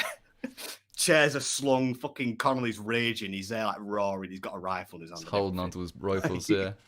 He's got his hand firmly on that rifle and he's running off the moors. I've fucking chase after him. And once he's gone, once he's firmly out of our land, he's in the fucking sea. We return back to the pub, we sit down calmly, and we just have another pint. Fucking job well done. Another fascist. The chairs are fucked. Like we're just sitting on like broken wood and everything. But yeah, we're held up. Our spirits have been lifted by this act of revolutionary violence. In Minecraft. Obviously. Where else would you do this, you know? He's joined our server. We're just cartoons talking on YouTube. We're not real people. We are, anyway, yeah. So I'm a furry. You're a fucking anime. Yeah. Like... I'm just a duck talking to some weird fucking... Fuck off. Talking some weird distorted Lenin cutout with a Connolly in the corner. Yeah, we're not even real people, so it's grand. I do like the drip, actually, with fucking you and Lenin and that. Yeah, I don't think I could pull it off in real life. It'd look like a twat, just like I was talking about earlier on. It'd be I used to wear a fucking Lenin hat. Oh man. Did you? I sometimes I sometimes wear my paddy hat, so it looks kind of weird. I'm trying to reclaim the flat cap because obviously it's Yorkshire heritage and that, you know, like Sean Bean and stuff like. Yeah, you know, that kind of thing. But like for a decent amount of time, I started wearing the fucking Lenin hat. It's when I was in drop phase, thinking that, you know, the more you'd laugh as a revolutionary, the closer you're going to get. Like, the more badges I wear, you know, fucking the closer we get to revolution, boys. Oh my god, it is kind of funny. We have a little identity crisis at university. You know, it is kind of a funny thing that we sort of think like we sort of turn ourselves into like little billboards, walking billboards. Consumerism. Consumerism, exactly. Yeah, we try to sort of like, we can embody the revolution. We don't need to actually engage in revolutionary activity. We can just consume it. We can just buy the Che shirt. Everything will be okay. I say that, but I've got like posters and shit around me, and like I've got like fucking Connolly poster and like a GDR flag that's fallen over. I've got my Lenin cup here. You know, yeah. Oh, legend! I've got a Connolly cup actually. I need to show you that at some point. It's gorgeous. Please, yeah. I have to turn on the cameras for a second to see that one. Yeah, I'll show you after. I'll run over. I haven't really looked at the chat. I haven't seen if we have any questions. Let me see here. Did I want to ask her that? I don't know. What is your opinion on Hoja's critique of Mao? And Hoja's critique of Mao is so funny. He's a pussy for doing it before he fucking after he died, didn't he? Yeah, he was an absolute whilst he's living afterwards. Yeah, Look, Hoja had a couple of opportunistic moments, and yeah, I mean, you can accuse him of dogmatic revisionism and so on and so forth, but he had some fucking bangers. He had some I love his critique of the GPCR. It was neither great nor proletarian nor cultural nor revolution. It was so fucking. It's so funny. I love reading Hoja. I disagree with from what Voltaire, he says. though. What's that? If you want to talk about the embodiment of Enlightenment ideas, he ripped that quote from Voltaire. Did he? Obviously, you know the Holy Roman Empire was neither Holy Roman nor an empire. The more you know. No, there you go. I didn't know that. Hojaism is just Borshite thought embodied. You heard it here first. Alright, did I just I lost a bunch of subscribers. Oh shit, no, I like Hoja actually. I am a big Hoja enjoyer. I haven't read any. So I haven't read any. So if you've got any should. recommendations, I'll read them and I'll read them and ignore them. Oh, don't ignore them. They're so good. They're so good. No, he has some very incorrect takes on Mao and what happened there, but they're that Socialist quick fix video was really good about Hoja, by the way, as well. Socialist quick someone fix who is completely uneducated. Can we just give a little shout out to Socialist Quick Fix? Great channel. I adore that channel. I will simp for Socialist Quick Fix at every single point. You know another one? Like, what a hero. Absolute hero. Another great channel, Socialism for All. Socialism for All, another really, really good channel. I'm really enjoying that as well. He's doing like these critiques of Richard Wolff as well, talking a little bit about Richard Wolff. You know, because Richard Wolff's been doing the rounds on a load of different channels at the moment. Yeah, he went on the King, yeah. Yeah, and so he's doing sort of like critiques of that, and like not like in a bad faith negative way, like he's just sort of discussing the kind of points that I want to hear the positive stuff, like good Marxist polemics. That's the word, isn't it? Fucking hell. Good Marxist polemics. You'll get a lot of those. Good Marxist shit. Yeah, from Socialism for All. So I want to give a little shout out to that comrade doing great work. Another good channel? Yeah, please. Marxist Paul and Socialist Swann. They're also good channels, I've heard. The second one sounds cool. I like the Socialist Swann sound one. That sounds pretty. That cool. The alliteration. It's clever, isn't it? It is. It's beautiful. The SS is just absolutely great. Although is that a little bit? What the fuck? Is that was that a little nod? Is that I noticed that like your channel title is like SS88. I have to wonder, is there something going on? Is it true that what the writers are saying about red fascism? Is that? Don't mention it. Yeah, it's you're the one who brought up the alliteration, not me. Totally so. Well, mine's MP. Mine would be MP. So. Are you a member of the British Parliament, Mr. Paul? Parliament. Calling out We're the both SS. betraying us, fucking hell. Calling out the fucking. You're Chamberlain at Munich. Yeah, peace in our time. Fucking British-German alliance. No one mentions that though. Obviously, the whole Molotov-Ribbentrop patch. Yeah. No one mentions the fact that Britain formed like 6 alliances with Nazi Germany. Wait, it's very ideologically charged. People bringing that up, like they've got a little reason. bit. Like they're and also they don't mention the fact that the USSR reached out to Britain and France like 4 times or something. Yeah. And they were in the middle of their 5-year plan to like build up the army when Operation Barbarossa started. So it's like, yeah. I could go on about that for years. Yeah. But yeah, don't call out my initials again. I won't. I'll never do that again. Let's not talk about the alliteration anymore. Well, I was going like a nice way. Oh, alliteration's nice, and like it's cute, isn't it? You're the one that made the connection. You gotta have an eye for these things. You gotta keep an eye out. Did you copy my format anyway? Putting your ideology and then your name. What's that? Like the little did you follow my format in terms of like putting your ideology and like a nice little name after? That's actually I didn't even notice that it did it, but yeah, that's actually good. You know what it was? I thought. Well, I want up me by saying you're a Marxist rather than a Socialist. Let me tell you. Level up. You know what it was that right, I'm going fucking communist next. What I wanted to do was because I changed the first. It was first my full name, then it was Paul M, and then I thought, well, I can go from Paul M. I thought this didn't happen. In an alternate universe. In an alternate universe, I went to Paul M, and I thought it'd be really easy to go from Paul M to Paul Marxist, and I was just like, well, that's just bad fucking English. So let's just go for Marxist Paul. It sounds better. But the thing is that people kept on using my full name, and I was just like, all right, well, it kind of needs to be. If it's just like Paul M, people are probably just going to keep on using my full name to distinguish me, so people know what fucking Paul we're talking about. So I thought, probably need to just shift things a little bit and sort it out. So I think to be honest, obviously just the way you built your channel, it's probably going to persist for a long time, and that's unfortunate. I'd say so, yeah. But look, it's grand. It's what it is. Shit happens. What can you do? We'll, be right. Be grand. As us Yorkshire folks say. Yeah, be right. Be right. Can we get a full-on Yorkshire accent from you? Let me see. Give me like it's not appropriation because obviously we're not really. Just say be right. Be right. Is that no? Nah, there's still a bit of a twang there. Give me like just say like a sentence in your thickest Yorkshire. Any sentence, just like I'm off to Chippy. Gonna buy me some. I'm off for the chippy. A bit of gravy. Gonna buy a bit of fish and chips, bit gravy. Why does everyone jump to that for fuck's sake? Do I sound like that? Popping down to the chippy. No, I sound like those fucking Americans. You know, bottle of water. Water. No, sorry. Water. Yeah, because we say water here as well. And I always have to fucking be really fucking in the videos. I always have to really emphasize like water. I fucking hate it. I've had people commenting saying, "Oh, I've heard you do a lot of glottal stops, so to say." Glottal stops. That's what it's called. Yeah, that's water. I did English language at A level, so I know me shit. Right? You know your shit. So, yeah. Fucking hell. I know. I've got a fucking A level. Right. I got a B. You got a B and an A level. That's class. I was predicted all A stars at A level, then I kind of didn't do a little revision, so I came out with 3 Bs, which is all right. But I shouldn't have got into university because I wanted A-B for the one I was getting into, and I somehow got in. They just let me in anyway, so fucking hell.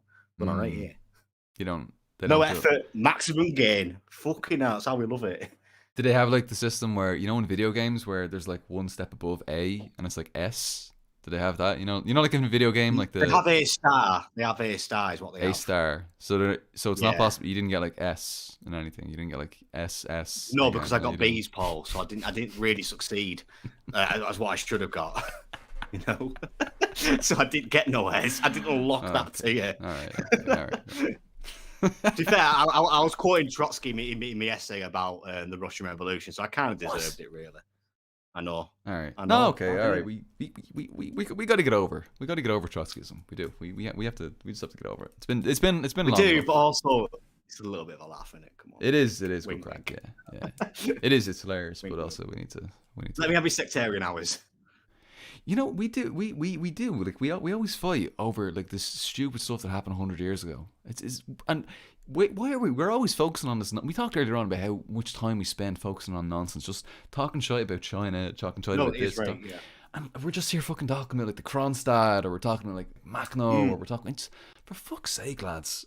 Like we've got. No, you're absolutely spot on. Like, you know, We've got I mean, so much work to do. thing is, it's like obviously like the way I approach organising, I will work with anyone. Like, if you like, especially when it comes to like anti-fascist stuff in terms of like broader like helping people in here and now, because you know, like we're fucked in Britain in terms of like, you know, we haven't got to the point where we debated Trotskyism or Marxism or Leninism or, you know, Maoism or anything like that. You know, we haven't got to that point. We got to the point where we are fucked. Like, we need to do something. So it's like I'll come to that approach, but in terms of like obviously why I met the jokes and shit is because when it comes to organising, they won't work with us. Like that's the thing. Like they refuse to do anything with us. So it's like, yeah, I know I laugh and joke, but publicly, when it actually comes to proper organising, I'll work with anyone. But it's just a problem with will they work with you? Yeah. And that turns out, you know, when it comes to like Trotskyist groups, obviously they're very focused on the past. Remember when I was in this Trotskyist group, I was all the meetings I did were on the past and how we could learn from Trotsky's theories for today and all this kind of thing. You know, so it's kind of like maintaining that enmity for Marxism and Leninism and, you know, other socialist groups, even anarchists and stuff, you know. So it's like the way that you're brought through these groups is to hate anyone who isn't you, pretty much, even like Trotskyite groups. So it's like, you know, the splitting thing is real. You know, whereas if you know, most Marxist Leninists that you speak to will work with anyone who broadly aligns with, like, you know, not even like necessarily communist, like, you know, socialist principles. You know, when it comes to the here and now, because we recognise that we're completely fucking knackered and we need some kind of action. You know? Yeah, big time. Yeah, like, look, you can get to about 90% agreement, and that's kind of it. You're just gonna need to accept that, you know.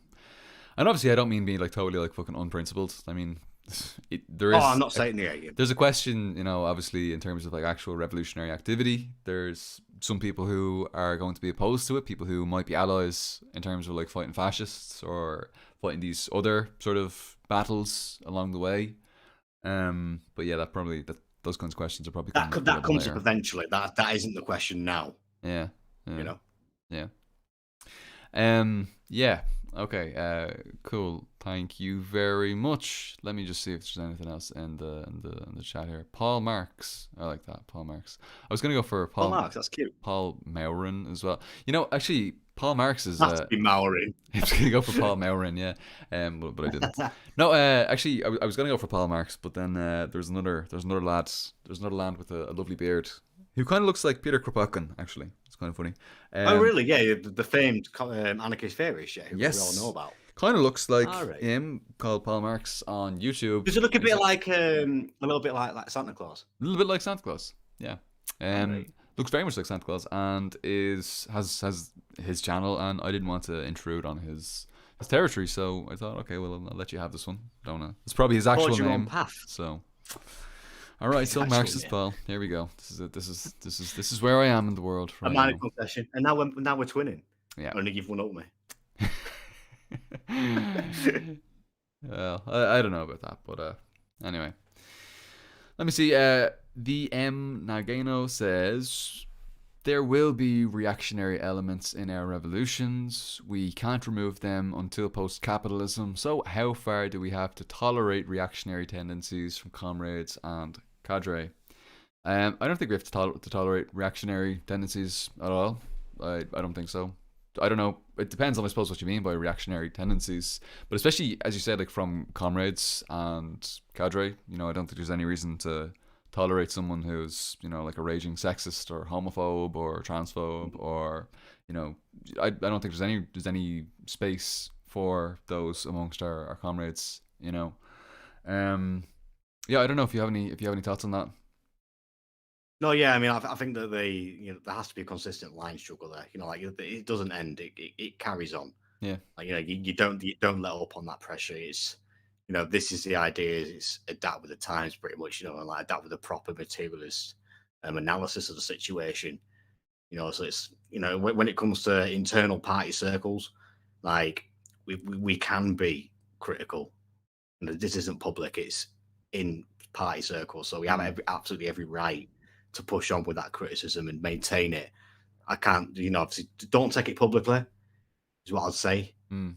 There's no need to go like Twitter and like say, "Oh, this person's a shithead," unless it's like really, really bad, Well, But it's yeah, like, unless it hasn't been well, dealt with internally, I suppose. Like if that's yeah, probably but, but, the. but, but most times, a lot of the positions do come from ignorance and it sounds like personal experience, and they can be persuaded. They just need to know because a lot of them are older comrades usually, Mm, and they're usually willing to learn. And then once you have the conversation with them, you explain it, they usually come round. yeah. So I think it's consistent line struggle and unending line struggle there. There's a lot of do you know what I noticed? Like a lot of these reactionary attitudes often come from a mechanical materialism rather than a dialectical Mm. materialist understanding of the world, which I think is a really important point to hammer home. Because I know, like, especially like in the UK, I know like transphobia is a massive issue Yeah, it across is. all these different organizations. And it always strikes me that that is an absolutely mechanical, materialist understanding of the world. It's just totally incorrect. The dialectical relationship between matter and consciousness and back again is just completely not Mm. considered. It's just mechanical materialism. It's just base vulgar mechanical materialism. It is not Yeah. dialectical materialism. It does not understand the Marxist theory of knowledge. And I would really encourage people who are struggling, who've heard these kinds of lines before, that have these very deterministic positions, um, just have a little read. Just put into Google, go into Marxist.org, but put into Google, where do correct ideas come from? And there's a very short little essay by Mao. It's actually just like, if you go into Marxist.org, it just looks like one long paragraph. If you read it, it's probably about 3 pages long, and Mm. read that about 10 fucking times over and over and over again to really grasp what we mean when we talk about this. The thing is that with dialectics, one of the key things you need to understand is how everything is constantly changing, constantly in motion as a Mm. result of these opposing forces. Nothing is just as fixed and rigid It's as growing or it's people are dying, saying. to put it as Exactly. angles, I think so. Exactly, yeah, that's right, yeah. And so, yeah, to just sort of have this very conservative, mechanical materialist understanding is ridiculous and anti-Marxist and anti-dialectical materialist. So, yeah, I'd really, for people who are really struggling with this and who've heard stuff like that before, um, I would really encourage them to just have a little read of that Mao essay. And if you want more on the Marxist theory of knowledge, go ahead and check out On Practice, and obviously study on contradiction. I think Mao adds a lot to these conversations that I think people otherwise may struggle with if they're not, because a lot of people will base their understandings of like dialectical materialism on Stalin's work, and Stalin's work as well, in particular, historical dialectical and historical materialism.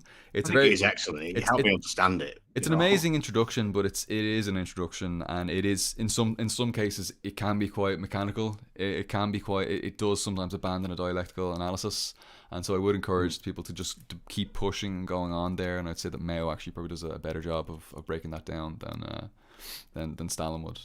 So that's what I would say. Read Yeah. Mao, please, for the love of God, I read. think I think when it was, just very briefly about in terms of like Britain and transphobia, I think a lot of it comes from like a very specific trend in second wave feminism that Mm, emerged in Britain really like alone. Like it's kind of like epitomized by like say like Jermaine Greer, who's like like specifically separating men from women and like defining womanhood as like its own mm, special kind of thing that's very sacred. mm. Like kind of like defining women's spaces like their own. It kind of stems from that, and a lot of people who are peddling it tend to come from that kind of generation Yeah, yeah. where finding women is entirely separate from men, and there can be very little kind of crossover there. Mm, Which back then, was an important move in terms of like, you know, what was going on at the time, but now it is absolutely outdated. And again, this is something that can be solved through line struggle. It's something that we have to do daily in terms of Britain, in terms of, Turf Island meme isn't Yeah. just a meme, it's a real thing. Yeah. And also, to my eternal shame, I haven't actually read any Mao yet outside of the red book. Oh, I've got it on my shelf. You are gonna I know. love it. You are going to. No, I've got the love it. It's so you know good. the Verso book. You know the Verso book with the introduction by Slavoj Žižek. Yeah.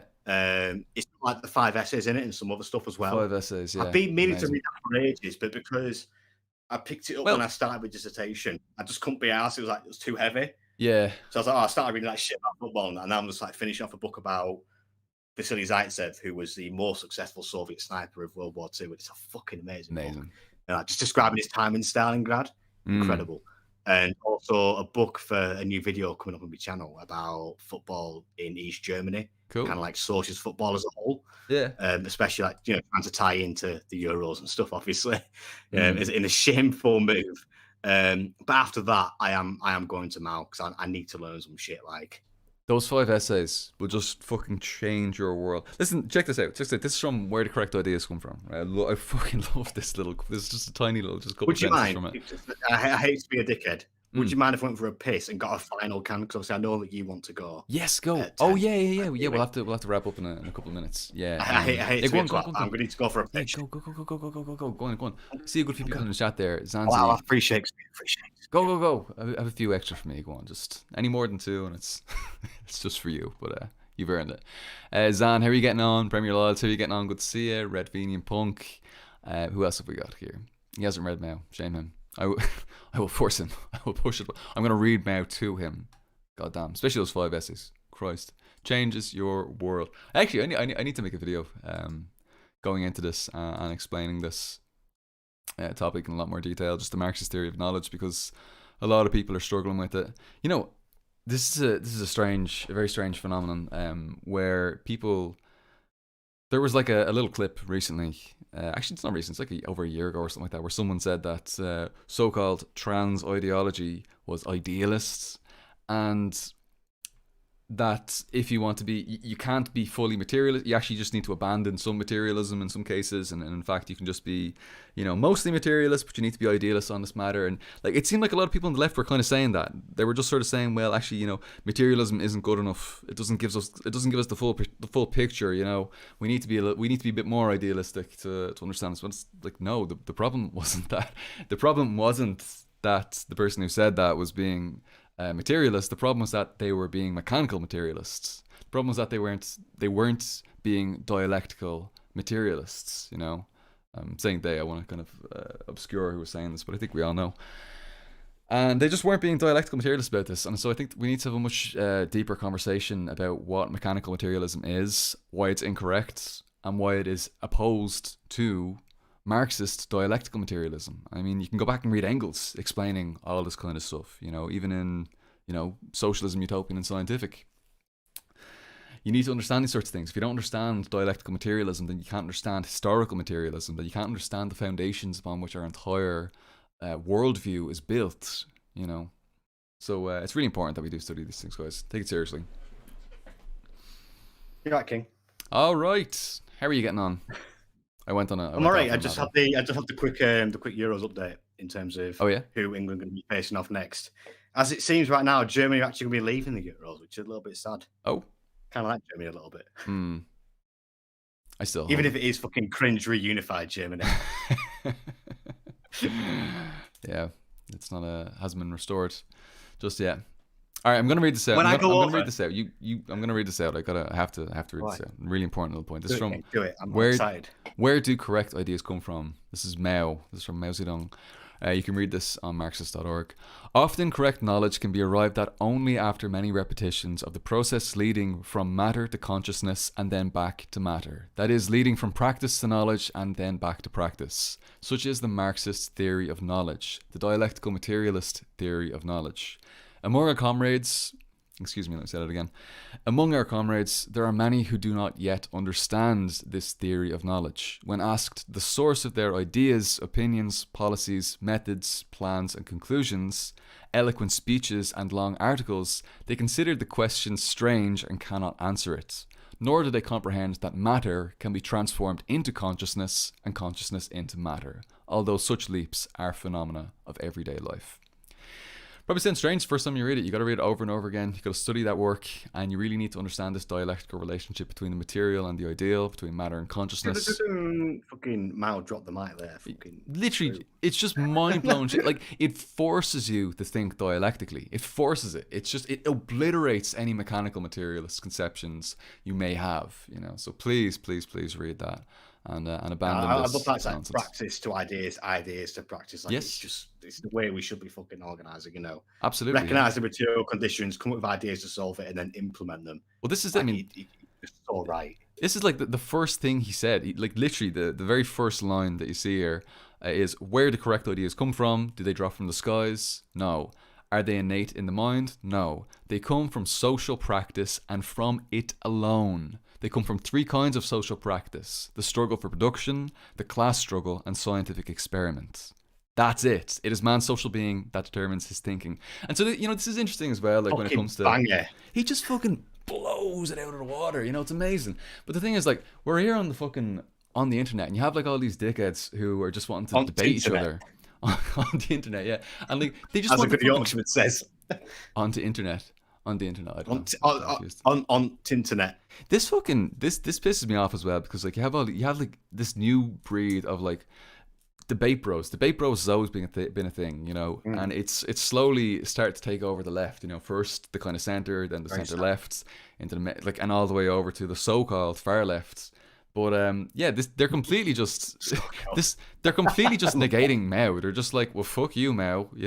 It's like, where the correct ideas come from? They come from destroying your opponent in some debate. It's so fucking ridiculous. That's the response again, though. We talked earlier about the left pandering to conservatives too much. The whole culture, like online culture, about 10 years ago, where debate me, conservatives, change my mind, this kind of thing. Like, the left won't debate us. So this kind of rose up as like a response, like, oh yeah. We will debate you. And now it's like, well, what have you got? I mean, you've conformed your ideas to what is marketable. Yep. Like Marxism, Leninism, Maoism aren't marketable as ideologies. What I mean? Like they're fundamentally not. What is marketable? Rather than working out ideas between comrades, what is marketable is just fucking screaming someone down a microphone. Yeah, definitely. People just love blood sports. You know what I mean? Yeah. Rather than like vibing in the two Tankies. Yeah, that's right. Yeah, they want blood. People want blood, and but that's just not how you correct. People need to stop having such a bloodlust. Yeah. But the thing is, like, you don't arrive at the correct conclusions just through debate. Like, how many times have you watched a debate and someone's actually said, "Oh, actually, you're right. I didn't realize that." Yeah, that's actually a good point. Never fucking do. Debate like that does not work. It's it's such a waste of time. I swear to it's fucking gladiators. You know what I mean? Like, you're trying to fucking shank each other and that. Yeah. Like, you're not gonna the gladiator halfway through and be like, oh yeah, I'm on your side now, mate. Yeah. And it's just, and the thing is, the positions that people are putting forward don't even need to be correct. It's all about rhetoric. It's just a battle of rhetoric. That's all how it is. loud can you scream down your microphone and like shame the other person? You know what I mean? Yeah. It's a total fucking waste. And I get this all the time. I get people like, oh, debate this person, debate that person. And it's not debate a position. It's not someone saying debate an idea. It's saying debate a person. Like, what, you want me to fucking debate every fucking thing about this? Like, why? What the fuck is... This isn't even about positions now. This is just battles of egos. This has nothing to do with the correct... Yeah, I had a guy comment on my video about the North-South divide saying, debate about communism. And like, I've debated this person before. I've got credentials. I believe in capitalism. And it's like, number one, it's not fucking relevant in terms of what the video are on about. And secondly... No, because firstly, you've got about 300 subs, so it's like, it's not fucking worth my time. But also, like, you probably believe in shit things. And like, you're not changing your mind. I'm not changing my mind. The audience is not changing their mind. You'd be just platforming shit ideas then as well. Exactly. There's no fucking point to it. And also, it's like, I want people to watch the video and hopefully try and like draw lessons from it. It's why I like, when I do my social with the GDR series, I try to talk about the history, but the main thing of it is this is lessons for today. And I hope that's the message that comes across. And obviously, Yeah, you know, when definitely. I talk about modern thinking of the North-South divide, it's like this is an issue that's happening right now, and it's not being talked about. Yeah. Here's, you know, the fact that the solution that's being proposed in terms of Northern independence cannot and will not work. Mm. You know, like by the Marxist definition of it. Mm. You know, and I've had some people say, "Oh, I'm from the Northern Independence Party, and I'm also a Marxist, and I think that the North is a nation." But it's like, it's not. Mm. You know, but by the Marxist definition, and also what's your activism? Mm. You know, your activism is Twitter. So it's like you believe whatever you want for fucking Twitter. Mm. You know, you're on the ground. Like no one's saying this idea, and it doesn't fucking mean out. Yeah. I You know what can't I really mean? comment. I don't know The anything. voice, mate. I would need to do a lot more study to, say anything to speak to that matter. But yeah, I'm Yeah, very close to fair your enough. position Yeah, yeah. on that. I mean, obviously, you know me. I'm a very proud Northerner. Yeah, You know, I do. I wear it with fucking pride, and You it's do. like even I think it's stupid. I'm sorry. Yeah, yeah. Because the way it rose out is out of people who supported Corbyn feeling pissed off with the Labour Party Yeah. is where it came from. It's not like a actual study of the situation and coming to like conclusions. It's just people who are pissed off with Labour and want a socialism in the north, which they think was the best way to get that. Mm. But it doesn't make any sense. You know what I mean? But Hope if that it makes sense breaks up anyway. the UK, then Also if true. it contributes to that, then kind of based. Just saying.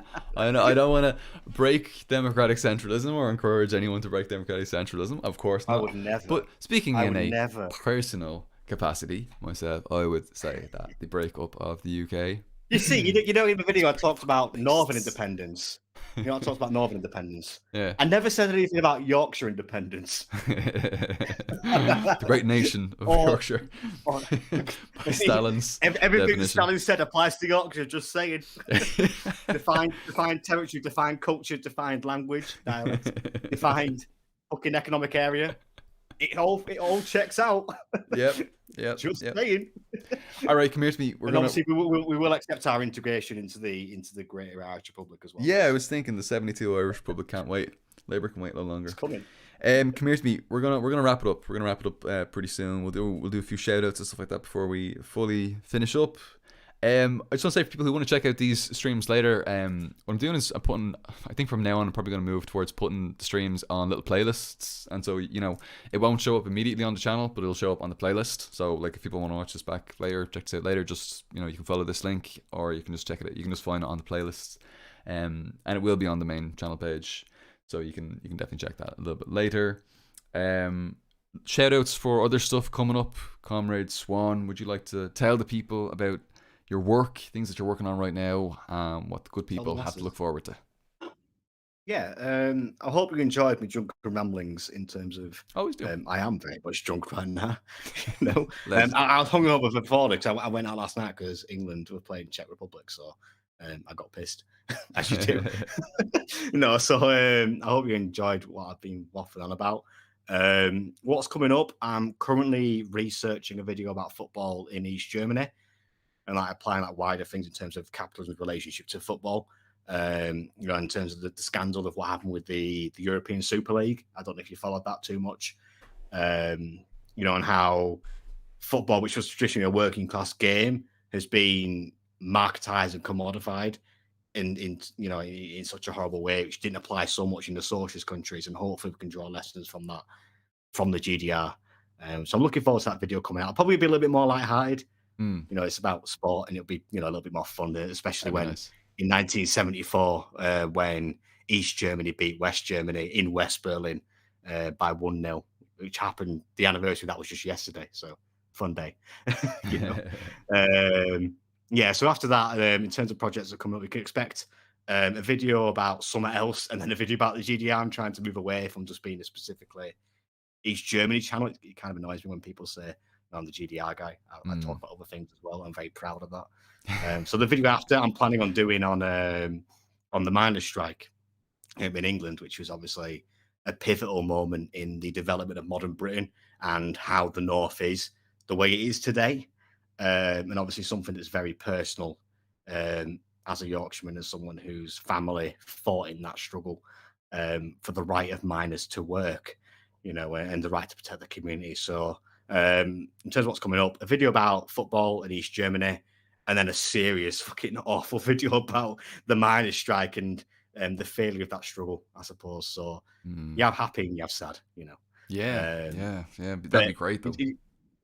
he's someone that's very personal to me. Videos I don't do about the GDR don't tend to do too well, but I hope the people that do, I'm not going to say enjoy, find something out of these videos, So what you can expect, a video about the GDR, a video about something else, usually Ireland or Yorkshire. Based. Yeah, that's what you can expect. Hopefully subscribe if you've got some pennies lying about for a beer, for a pint man like myself. I'm always looking for where the next pint's coming from. And there's a picture on there. And of course, I think that Mr. Marxist Paul. Hey! That was censored out there. You've docked me before. It's all right. Sorry about that. Yeah, well, Mr. Marxist Paul, he also makes excellent fucking content. Marxist Martin does wide variety of subjects. I'm very much looking. It does work, Follow a model. It's not quite SS, but it's. No one can ever be quite SS. No, Mr. Marxist Paul, he's a based king, and he makes excellent videos about a wide variety of subjects. And he also speaks to pissers like me, so that's all right. Look out for his video about Oscar Wilde. I'm really looking forward to that one. I think that's going to be absolutely incredible. And I hope so. Subscribe to him, give him pennies on Patreon, and that's me pretty much done. You did it for both of us. Thank you so much. I love that. Actually, here's a good Kelly and Samuel Seed has just given some recommendations. How are you getting on, Comer? Good to see you. Good to see you there. Listen to the Plough and Stars. Listen to the Red Nation, Rev Left Radio. Watch Twink Revolution, Nexi, Vegan Vanguard. Twink Revolution's a hero. Yeah, and also Michael Parenti. Hell yeah. Fucking yes. Definitely. Oh fuck yeah. Yeah, absolutely. Definitely. I'm just gonna open the final can. Support that. Absolutely. All right, thank you so much everybody for watching. I hope you've had fun. Do you want to close it? Do you want a closing story? Yeah, I do want a closing story. Thank you everybody. We're gonna be heralded out, and you can get on with the rest of your week. But first, Comrade Swann is going to close things up with the closing remarks for the Two Tankies pub. Gorgeous. So, comrades, of course, you recognise the story from earlier where we chased out Tommy Robinson from our fucking gorgeous North Yorkshire moors by forcing Minecraft. We chased him out, but we recognise that the pub is now a shithole. Right? The chairs have been broken. There's glass all over the floor. There's a lot of work for Mr. Connolly and his staff to sort out. So reluctantly, we have to stand up, tails between our legs, heads bowed down, and march out of the pub. He's given us a very stern look, so he is Mr. Connolly. Staring us down. He's not fucking happy. He knew it was going to happen, though. He told you, so he did. So he did. So he did. He knew it was going to happen, right? But that's what we do. How many viewers we got? At the moment, we have 75. All 77 of us march out of the pub. Well, because 75 plus 2 is 77, isn't it? Oh, boom. Nailed it. There you go. 77. March out of the pub, tails between our legs, heads down. And do you know what else? You know what else accompanies the Two Tankies pub throughout time and space? What is? Right? The fucking kebab shop, which needs a name. Can you think of a good name for a kebab shop? Kami Kebabs. Kami Kebabs. With a K. Yeah. Kami Kebabs is just outside, right next to it. So we form an orderly queue inside Kami Kebabs. I get me sending a doner kebab with a little bit of mayonnaise on top of some chippies and that. Oof, what's your order?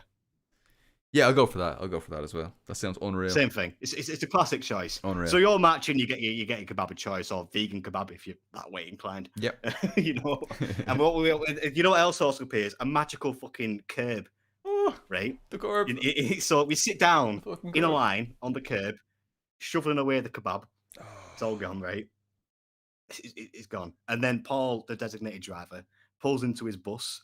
We all storm on. We're fucking singing the Internationale, fucking everything. It's absolute fucking scenes. So it is.